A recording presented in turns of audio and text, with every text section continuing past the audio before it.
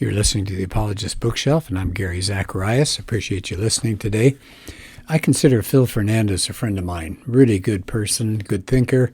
He's written a book called The Atheist Delusion. He sees it as a response to two of the new atheists, Christopher Hitchens and Richard Dawkins.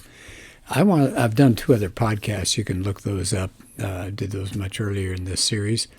I want to do Chapter 5. It says, his title is Christianity Intolerant? Does religion poison everything? That's one of Hitchens' ideas.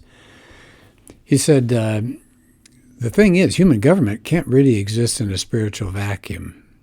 Why? Well, human government has to be based on some kind of presupposition about man and the universe. In other words, that's a religious foundation of some kind. You have a humanist manifesto that has a religious point, as well as Jefferson when he penned the Declaration of Independence about all men being created equal. So he says Dawkins and Hitchens blame a lot of the troubles on this in this world on religion, wars, and violence, but they exempt atheism, which is interesting from such a criticism. So Fernandes says if Christian societies have to answer for the evil done in Christ's name, and that's true, there have been terrible atrocities, but he says then atheist regimes should be held accountable for the genocides they've produced. So he says let's look at different religions to see what kind of impact they've had on their societies, including atheism, which I think is a good way to do it. So he starts off with the Judeo-Christian worldview.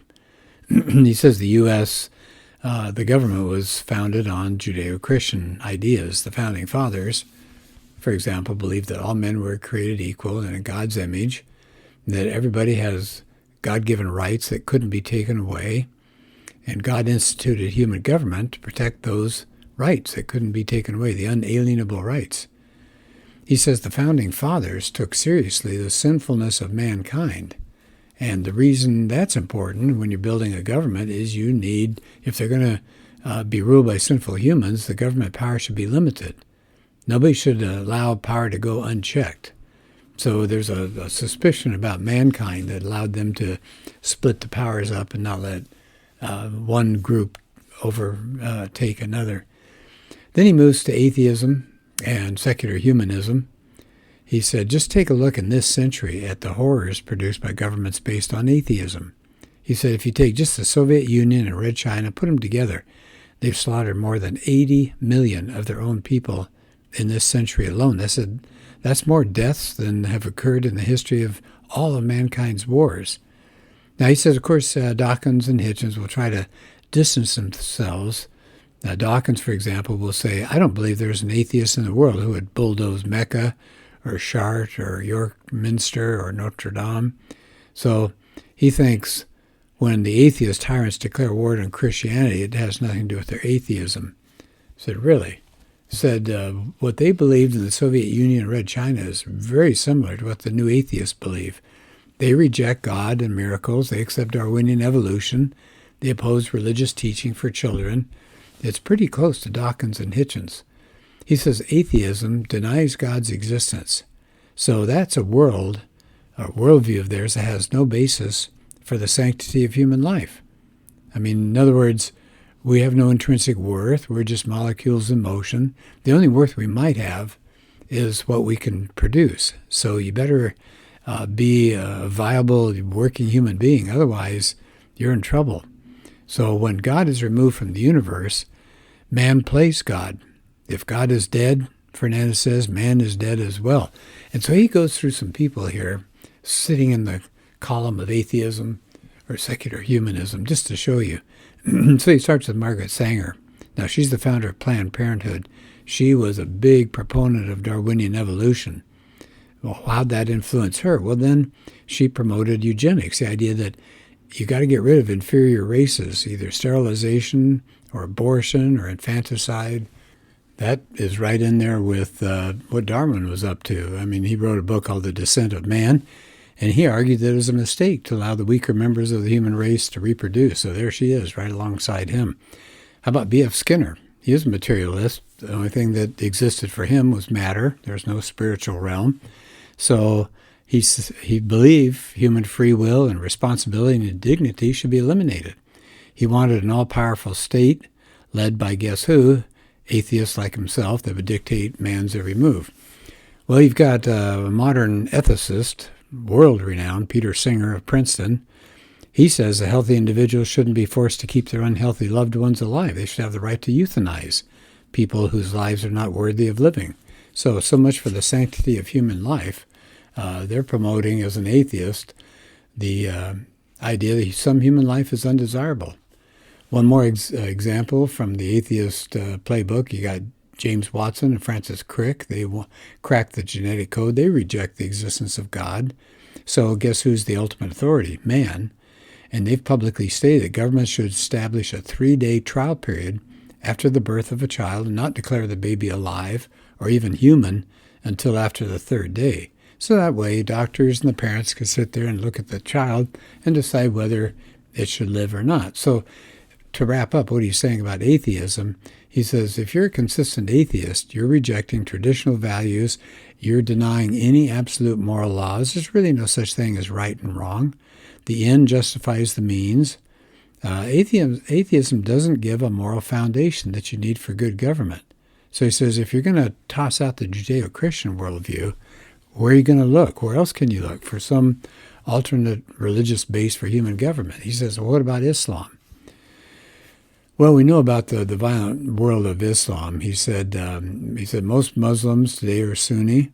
He said within the Sunni branch, he said we need to pay attention to 2 movements there. One is the Wahhabis, that started in Saudi Arabia in the 18th century, and the Deobandi, which I don't know if I'm saying it right, that began in India and is now popular in Pakistan. And both of those are reform movements within the Muslim world. They literally interpret the Quran and the Hadith, those are Muslim traditions. They take seriously Muhammad's commands to slay the idolaters or infidels. Now, they get that from a chapter. They call them surahs. It's like a chapter in our New Testament. Surah 9:5, Surah 5, 34 to 35, and other places. And they'll use force and violence to purify the Islamic faith. And they'll even attack liberal or modern Muslims as well as non-Muslims. The Al-Qaeda network, the Taliban, Osama bin Laden, they all had links to both Deobandi and the Wahhabi Islam. All right, well, he said most Muslims are peace-loving, no doubt about it, but the Quran and the Hadith call for the slaying of non-Muslims wherever they're found. Muhammad meant jihad to be taken literally. That was a holy war. Muslims who commit terrorist acts in the name of Allah are actually following Muhammad's example. They're obeying the teachings of Muhammad that's found in the Quran as well as the Hadith. So that's pretty scary, huh? What about polytheism? Would that be a good basis for government? Well, polytheism and animism means a belief in many gods, and animism is belief that all of nature has spirits. Both of those leave their followers in occultism, superstition, poverty, anarchy. Human sacrifice was practiced among some of these. Think about the Incas, the Aztecs, the Mayas. Polytheism doesn't have any unified code of ethics to unite its people. Why? Because the gods often oppose one another. Polytheism will give you a society that lacks a unified direction, so that's not so good. That doesn't maintain a society. Well, there's pantheism. Would that give a good government? Now, that's the belief that God is the universe, and if we're part of the universe, we are, then what are we? We're God. Said, think about Hindu pantheism. It's kind of an otherworldly. It's talking about future reincarnation. So it really lessens the incentive for Hindus to try to get rid of suffering that others are going through. Why? The suffering person is working off negative karma. Why would you interrupt that karma? That's viewed as a hindrance to that person's spiritual progress. And Fernandes says that's why so many of the healthcare workers in India are Christian. And the caste system is something else you get as a consequence of this pantheism. It's just about impossible for a person to leave the caste or class into which they're born. Why? Because the person is thought to be in that caste due to karma that they brought from a former life. All right, then you have what he calls this worldly pantheism, and that's Nazi Germany. The Germans, the German church had kind of fallen away and fallen apart. They'd gone after the Bible and put that down. And you had this pantheism, they call it the German Volk, V-O-L-K, the German Volk religion. It was a pantheistic ideology that said the Aryan race was divine. And Hitler was that fullest manifestation of the divine. And if you were not Aryan, you were subhuman. And you were a threat to human progress because they could pollute the Aryan, the master race. So the emphasis of this pantheism, this German Volk religion, was on this life and the supposed future spiritual evolution of the Aryan race. Now, what'd you do with the subhumans? You had to weed them out. The Nazis utilized Darwinian evolution to justify their eugenics, their euthanasia, and their extermination of the undesirables. So the Holocaust was actually motivated by this pantheism of Hitler and the Third Reich.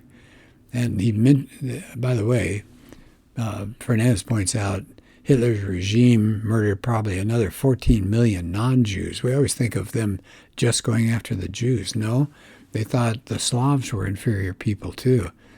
So anyway, that's pretty grim. Pantheism teaches that God's an impersonal force, not a personal God of the Bible. And if it's an impersonal force, then that God is beyond the moral categories of right and wrong. So there really are no moral absolutes.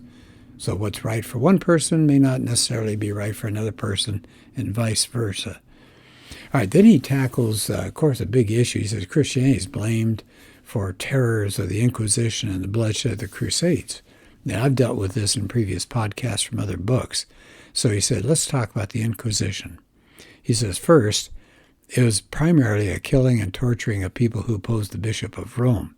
It wasn't really an indictment on traditional Bible-based Christianity.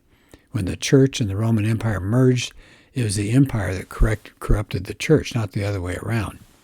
A second point he brings up about the Inquisition, he said, much of the Inquisition dealt with torturing and killing Jews merely because they were Jews. They would not convert to Christianity. But he said, true Christians cannot hate Jews. Jesus was Jewish. The apostles were Jewish. The Bible is Jewish. He said, true Christians pray for Israel. They love the Jewish nation. He said also, something else to think about when we think about the Inquisition, Bible-believing Christians defend Jesus, not the fallible church. We don't think the church is infallible as Bible-believing Christians. We don't believe the Bishop of Rome, the Pope, is infallible. Christians acknowledge that professing Christians have committed horrors in the name of Christ, but we believe that those actions show that they are outside the true faith. One more thing he says about the Inquisition. During the Inquisition, many Christians were tortured and killed because they refused to submit to the Bishop of Rome. So pretty sad, but professing Christians are often killing true Bible-believing Christians as well as Jews. That's pretty hideous, isn't it? He comes to the other issue, of course, that people think of, the Crusades. He says, well, the Crusades, that was war being waged on behalf of the Church of Rome. The early Crusades were fought to defend the Eastern Church. Why? Well, they were being attacked by Muslim invaders.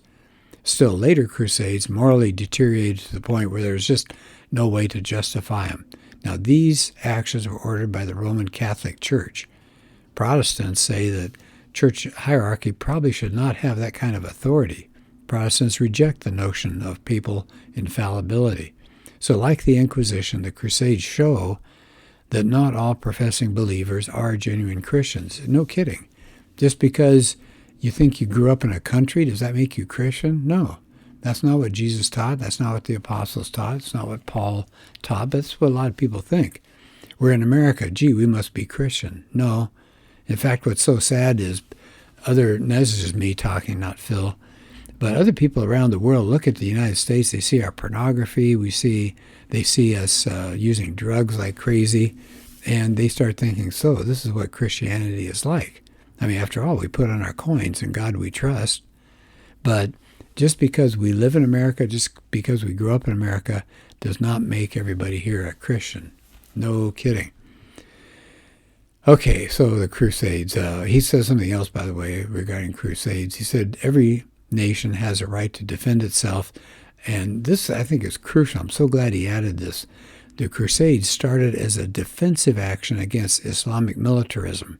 Okay, so we can't think of it as these poor, peaceful Muslims are just minding their own business in the Middle East, and All of a sudden, a huge army shows up from some European nation and attacks them to take over their land and subjugate them and to colonize and to pump all the riches out of there back to their lands. That didn't happen at all. It was actually a very costly affair, and it was a defensive action. It was trying to protect. It wasn't trying to attack. He sums up, I think, pretty well here toward the end of the book, or the end of this chapter, another book that I like a lot. It's called Christianity on Trial. The authors are Carroll and Shiflett. You might take a look at that sometime, Christianity on Trial. And here's how he wraps up this chapter by quoting from the book.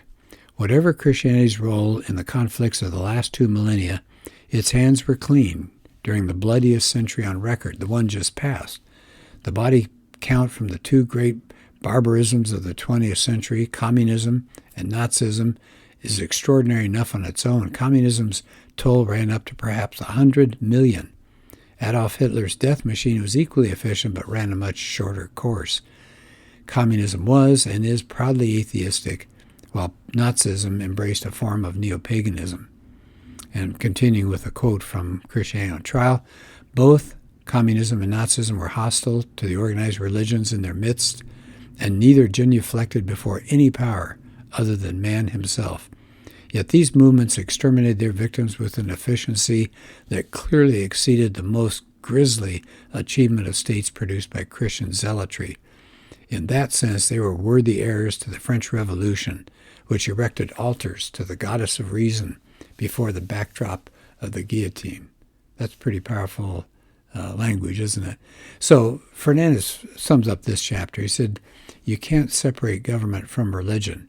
Every government has to have some kind of worldview, some kind of basic set of beliefs about the human race and where we are in the universe, and that's where government and religion overlap.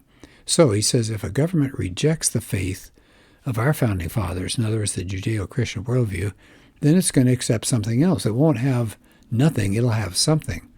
But he said, the consequences of these alternate worldviews, they're going to hurt our freedom. They'll result in a huge loss of life. He says, if you dethrone God, that's not without consequences. So he said, despite the objections of Dawkins and Hitchens, our flight from God, he said, will lead the human race down a dark, bloody road to tyranny. So that's something very powerful to think about.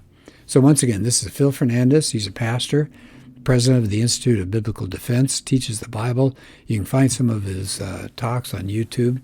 A good thinker and a really nice guy, a good friend. All right, well, thank you, and we'll do another podcast soon.